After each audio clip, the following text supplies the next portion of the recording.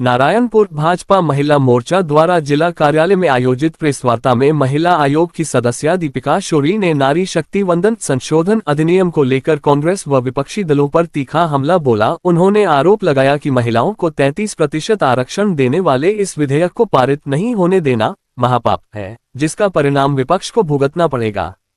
दीपिका शोरी ने कहा कि प्रधानमंत्री नरेंद्र मोदी और गृह मंत्री अमित शाह के नेतृत्व में लाए गए इस विधेयक से देश की महिलाओं में उत्साह था, लेकिन कांग्रेस और अन्य दलों के विरोध से ये साकार नहीं हो सका। उन्होंने विपक्ष पर महिला विरोधी मानसिकता का आरोप लगाते हुए कहा कि महिलाओं के अधिकारों के मुद्दे पर कांग्रेस का इतिहास नकारात्मक रहा है। प्रेस वार्ता में भाजपा महिला मोर्चा की जिलाध्यक्ष संगीता जैन सहित अन्य पदाधिकारी उपस्थित रहे। नारायणपुर से संवाददाता उमेश पांडेय की रिपोर्ट। खबर आज की .24। प्रेस वार्ता आयोजित की गई है, उसके संदर्भ में बताएंगे। आप सभी को नमस्कार। आज नारायणपुर जिला में नारी शक्ति वंदन अधिनियम 2026 जो 17 अप्रैल 2026 में लोकसभा में पारित हुआ था, जिसके कांग्रेस पार्टी के द्वारा 2/3 बहुमत का सहयोग नहीं करने के कारण यह बिल फेल हो गया।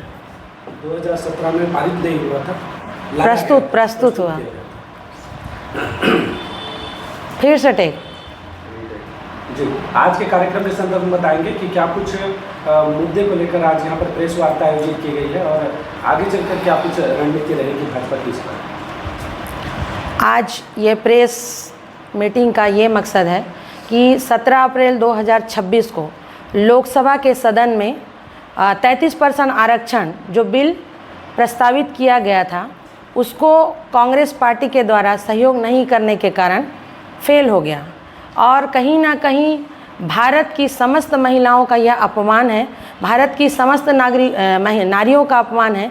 कहीं ना कहीं जो 33% आरक्षण मोदी जी का सपना था कि हर महिला सशक्त हो, और जिसके कारण एक सशक्त नेतृत्व महिला के माध्यम से हमारे संसद में पहुंच सके, जिसके लिए 33% आरक्षण की मांग की गई थी। और यह आरक्षण काफ़ी लंबे समय से चला, मतलब मांग जो है, आरक्षण की मांग काफ़ी लंबे समय से चली आ रही है। और यह बिल जब पास करने का अवसर कांग्रेस की पार्टी के पास था, तो उन्होंने सहयोग नहीं करने का जो एक अपना जो चेहरा प्रस्तुत किया है, तो कहीं ना कहीं ये हम सभी महिलाओं का अपमान है। कुछ समय पहले 2022 के आसपास कांग्रेस पार्टी की नेत्री प्रियंका गांधी जी के द्वारा एक प्रेस पत्रकार भाइयों के समक्ष एक बात कही गई थी कि कुछ समय पूर्व लड़की हूँ लड़ सकती हूँ का नारा उन्होंने दिया था।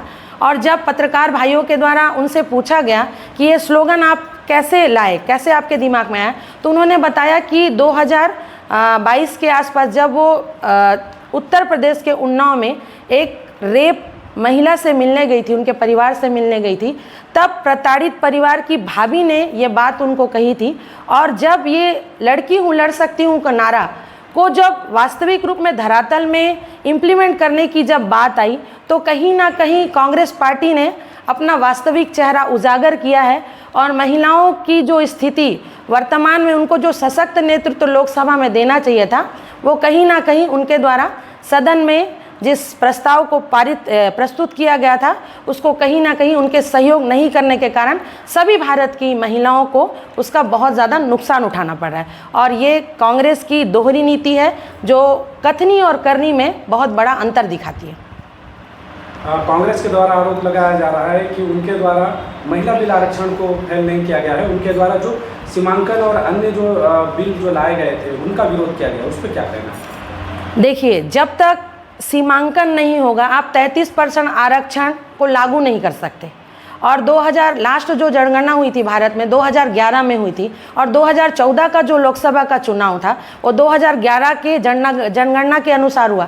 और चूंकि 2021 में कोविड का काल था, जिसमें जनगणना जो 2021 में होनी थी वो नहीं हो पाई, जिसके कारण अभी जो चल रहा है 2026, इसमें जनगणना होगा जो 2027 तक होगा, जिसमें हमारे जनसंख्या के साथ साथ हमारे जो भी जितने भी वोटर्स हैं उसका सीमांकन किया जाएगा। और बिना जनसंख्या के आप 33% आरक्षण को कैसे लागू कर सकते? जब तक आपका सीमांकन तय नहीं होगा तब तक आप रोटेशन लागू नहीं कर सकते।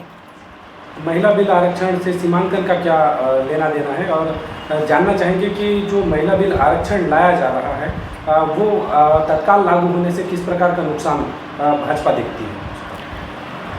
देखिए, अभी वर्तमान में लोकसभा में 543 सीटें हैं और अगर परिसीमन होता और 850 हमारी सीटें होती कुल, जिसमें 33% आरक्षण को लागू किया जा सकता था, जिसमें 33% आरक्षण की भागीदारी में महिला लोकसभा में पहुंचती, और वर्तमान में जब 543 लोकसभा की सीटें हैं, उसी में अगर आप 33% आरक्षण की जब बात करते हैं तो महिलाओं का प्रतिनिधित्व कितना हो पाएगा, इसका एक बड़ा खामियाजा भुगतना पड़ सकता है।